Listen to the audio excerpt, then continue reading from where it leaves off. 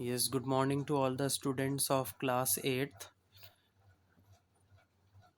This is the part second video of chapter number 1 rational numbers. In this video, I will discuss about closure property uh, on integers. Okay, so first of all, I am checking it on addition. So I have taken two integers. A is equal to -6, B is equal to +5.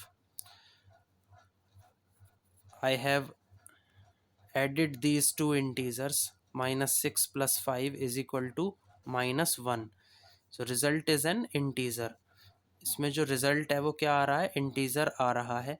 -7 plus -5 is equal to -12.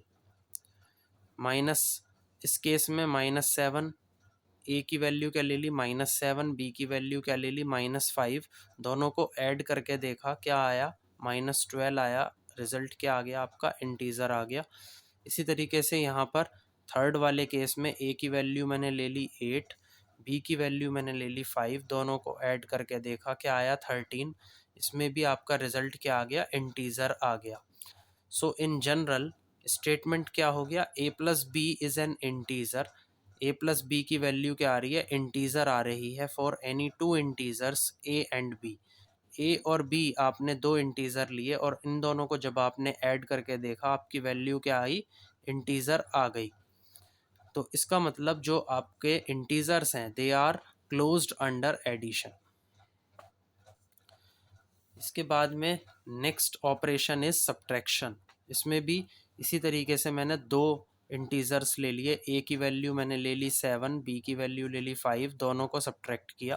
7 - 5 value क्या आ गई 2. ये भी आपका क्या है, integer है. Is 5 - 7 N integer. कि अब मैं अगर वैल्यू ले लूँ ए की 5 और बी की वैल्यू मैं ले लूँ 7 और फिर इन दोनों को माइनस करके देखूँ, तो 5 - 7 की वैल्यू क्या आएगी, -2. तो क्या ये इंटीजर है, yes it is an integer.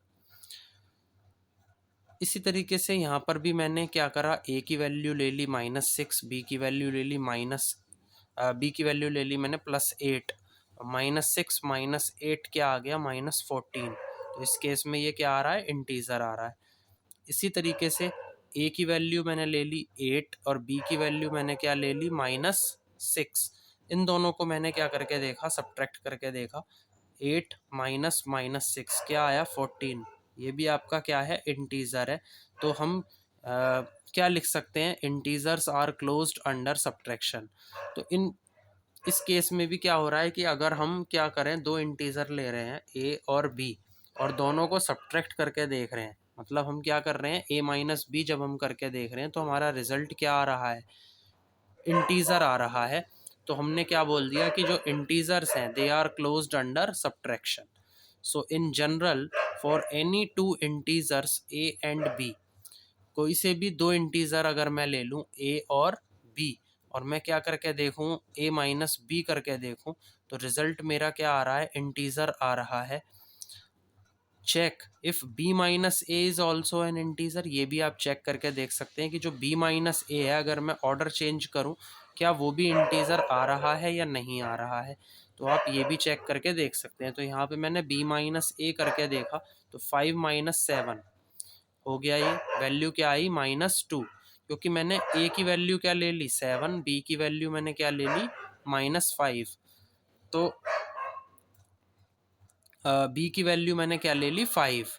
फिर मैंने क्या करके देखा, ए माइनस बी करा, वैल्यू क्या आ गई 2. और फिर मैंने क्या करके देखा, बी माइनस ए करके देखा, तो बी माइनस ए क्या आया, 5 - 7 यानी कि -2. तो वैल्यू क्या आ गई, बी माइनस ए की इंटीजर ही आ रही है. तो इसीलिए स्टूडेंट्स हमने क्या कह दिया, integers are closed under subtraction. Yes, इसके बाद में जो आपका अगला ऑपरेशन है वो क्या है, मल्टीप्लिकेशन है. तो आपने क्या करा, दो इंटीजर ले लिए, एक 5 और एक 8. इन दोनों को आपने मल्टीप्लाई करा, वैल्यू क्या आ गई 40. तो ये दोबारा से आपका क्या आया, इंटीजर आ गया. ऐसे ही अब मैंने वैल्यू क्या ले ली -5. फिर मैंने क्या ले ली, बी की वैल्यू 8 ले ली. -5 मल्टीप्लाई 8 करके देखा, वैल्यू क्या आ रही है -40। ये भी आपका क्या है, इंटीज़र है। -5, अब मैंने ए की वैल्यू तो ले ली -5, बी की वैल्यू मैंने क्या ले ली -8। -5 मल्टीप्लाई -8 करके देखा, वैल्यू क्या आई 40। दोबारा से रिजल्ट क्या आ रहा है, इंटीज़र आ रहा है। तो इन जनरल हम ये कह सकते हैं कि कोई भी दो इंटीज़र्स अगर मैं ले रहा हूँ ए और बी, और मैंने क्या करके देखा, ए मल्टीप्लाई बी करके देखा, तो मेरा रिजल्ट भी क्या आ गया, इंटीज़र आ गया। Is it clear? तो इसका मतलब जो इंटीजर्स हैं they are closed under multiplication. इसी तरीके से अब हम डिस्कस कर रहे हैं क्लोजर प्रॉपर्टी को डिवीजन में।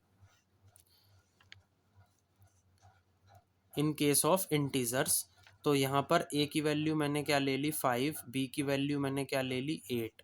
5 डिवाइडेड बाई 8 करा तो वैल्यू क्या आ गई 5/8, which is not an integer. तो 5/8 जब मैंने करके देखा तो ये इंटीज़र तो नहीं है, ये आपका क्या होता है, रेशनल नंबर होता है। तो आप ये कह सकते हैं कि जो इंटीज़र्स हैं they are not closed under division, ये डिवीज़न के अंदर क्लोज्ड नहीं है। इसके बाद में हम आगे बढ़ते हैं, आगे क्या है, रेशनल नंबर्स, जो हमारा मेन टॉपिक है। अब हम क्लोजर प्रॉपर्टी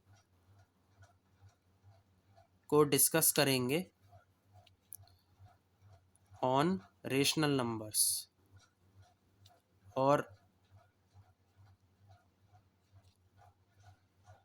हमको हमारे पास मैथमेटिक्स में 4 बेसिक ऑपरेशंस होते हैं, एडिशन, सब्ट्रैक्शन, मल्टीप्लिकेशन और डिवीज़न। सभी के अंदर हम एक एक करके इस प्रॉपर्टी को डिस्कस करेंगे कि कहाँ पर रेशनल नंबर्स क्लोज्ड हो रहे हैं, कहाँ पर रेशनल नंबर क्लोज्ड नहीं हो रहे हैं। तो सबसे पहले तो स्टूडेंट्स हमें ये पता होना चाहिए कि what are rational numbers, what are rational numbers. आखिर ये जो रेशनल नंबर्स हैं ये हैं क्या, ठीक है। तो इसके अंदर हम सबसे पहले रिकॉल करके देखते हैं that a number which can be written in a form p/q। कोई भी नंबर है अगर मैं उसको p/q की फॉर्म में लिखूं, जहां पर p और q क्या हो, इंटीजर्स हो, और q नॉट इक्वल टू 0 हो, तो हम क्या कह सकते हैं कि जो नंबर आपका बनेगा वो क्या बनेगा, रेशनल नंबर बनेगा। जैसे एग्जाम्पल ले लें -2/3 या 6/7, ये सभी आपके क्या हैं, रेशनल नंबर्स हैं। Since the numbers 0, -2, 4 can be written in the form p/q। ये जो नंबर्स हैं आपके 0 है, -2 है, 4 है, इनको भी आप p/q की फॉर्म में लिख सकते हैं। And they are also rational numbers, ये आपके क्या होते हैं, रेशनल नंबर्स होते हैं। जैसे 0/1, -2/1, 4/1, इस तरीके से ये कौन सी फॉर्म में आ गए, p/q की फॉर्म में आ गए। तो ये भी आपके क्या होंगे, रेशनल नंबर्स होंगे। आगे देखिए, you know how to add 2 rational numbers. आप सभी ये जानते हैं कि आप 2 रेशनल नंबर्स को कैसे ऐड करते हैं, ये 7th क्लास में आप लोगों ने सीखा था। Let us add few pairs, कुछ पेयर्स को मैं ऐड करके देखता हूँ। जैसे 3/8 प्लस माइनस 5/7, ये मैंने करके देखा। तो यहाँ पर एलसीएम आ गया मेरा 56। 8 7 ज़ा 56, 7 3 ज़ा 21, प्लस 7 8 ज़ा 56 एंड 8 5 ज़ा 40, -40, यानी कि 21 - 40 क्या आया, -19/56। ये आपका क्या है, एक रेशनल नंबर है।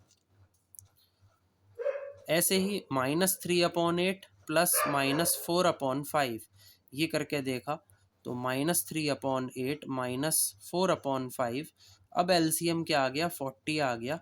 8 5 ज़ा 40, 5 3 ज़ा 15, -15, माइनस 5 8 ज़ा 40, 8 4 ज़ा 32, -32, यानी कि -15 -32/40, वैल्यू क्या आई, -47/40। तो ये क्या आ गया, आपका रेशनल नंबर आ गया। Yes, it is a rational number. ऐसे ही 4/7 प्लस 6/11, इसमें क्या है, एलसीएम मैंने ले लिया 77, 7 11 ज़ा 77, 11 4 ज़ा 44, प्लस 11 7 जा 77, 7 6 जा 42, 44 प्लस 42 वैल्यू क्या आई 86, 86 अपॉन 77। तो ये आपका क्या बन गया, रेशनल नंबर बन गया। Yes, it is a rational number. So we find the sum of two rational number is again a rational number. तो हमारा ऑब्जर्वेशन यहाँ से क्या निकला कि जब हम दो रेशनल नंबर्स का क्या करके देख रहे हैं, सम करके देख रहे हैं, तो अगेन हमें क्या मिल गया, रेशनल नंबर मिल गया। तो अब हम क्या कंक्लूजन निकालेंगे इससे, देखते हैं। तो इससे स्टूडेंट्स हमारा ये कंक्लूजन निकलेगा, जो रेशनल नंबर्स होते हैं they are closed under addition. Rational numbers आपके एडिशन में क्या होते हैं, क्लोज्ड होते हैं। That is for any two rational numbers, कोई भी अगर आप दो रेशनल नंबर्स ले लें, एक ए और एक बी, और दोनों का सम करके देखें, ए प्लस बी करके देखें, तो वो दोबारा से क्या आएगा, रेशनल नंबर आएगा। सेकेंड पार्ट क्या है, will the difference of two rational numbers be again a rational number. अब क्वेश्चन क्या अराइज हो रहा है कि अगर मैं दो रेशनल नंबर्स का डिफरेंस करके देखूं, मतलब उन दोनों को सब्ट्रैक्ट कर दूं, क्या वो रेशनल नंबर आएगा। तो देखिए, -5/7 -2/3, इन दोनों को मैंने सब्ट्रैक्ट करके देखा, एलसीएम आ गया 21, 7 3 जा 21, 3 5 जा 15, -15, माइनस 3 7 जा 21, 7 2 जा 14, -14, क्या आया, -29/21। तो ये आपका क्या है, रेशनल नंबर है। ऐसे ही 5/8 -4/5, ये करके देखा, एलसीएम आ गया यहाँ पर 40, 8 5 जा 40, 5 5 जा 25, माइनस 5 8 जा 40, 8 4 जा 32, 25 -32/40, क्या आया, -7/40। ये आपका क्या है, रेशनल नंबर है। सो हमने क्या फाइंड करके देखा यहाँ से कि अगर जो आपके रेशनल नंबर्स होते हैं they are closed under subtraction, ये सब्ट्रैक्शन में भी क्या हो जाते हैं, क्लोज्ड हो जाते हैं। So any two rational number, that is for any two rational number A and B, यदि ए, एक रेशनल नंबर ए है और दूसरा रेशनल नंबर बी है, और हमने उन दोनों का क्या करके देखा, डिफरेंस करके देखा, यानी कि हमने क्या कर दिया, ए माइनस बी, तो वो दोबारा से क्या आएगा, रेशनल नंबर आएगा। और हम ये कह देंगे कि the rational numbers are closed under subtraction. So यहाँ तक क्लियर है स्टूडेंट्स।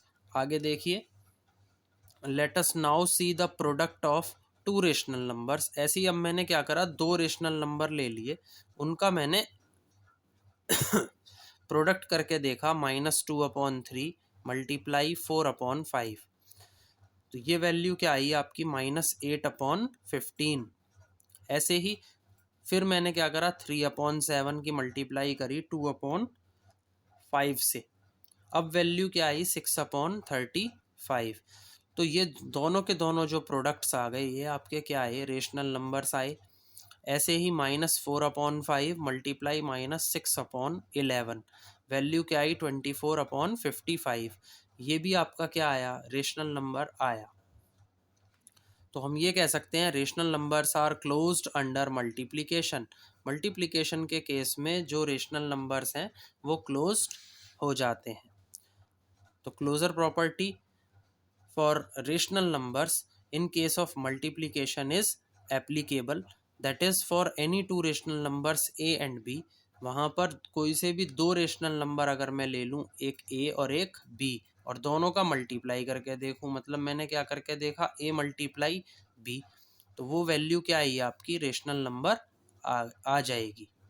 Is it clear. और आप ये कह देंगे कि the rational numbers are closed under multiplication.